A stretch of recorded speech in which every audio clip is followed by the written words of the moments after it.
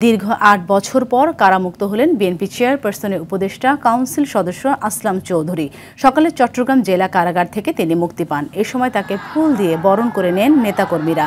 সিরাজগঞ্জের উল্লাপাড়ায় বিএনপির সাবেক সংসদ সদস্যের বিরুদ্ধে দলীয় কার্যালয় সহ বিভিন্ন প্রতিষ্ঠানে হামলা, ভাঙচুর, লুটপাটের মদদ দেওয়ার অভিযোগে বহিষ্কারের দাবি জানিয়ে সংবাদ সম্মেলন করেছে উপজেলা বিএনপি।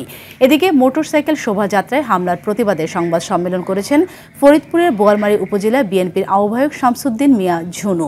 ময়মনসিংহে বিএনপি নবনির্বাচিত নেতৃবৃন্দকে শুভেচ্ছা জানিয়ে আনন্দ মিছিল করেছে ছাত্রদল।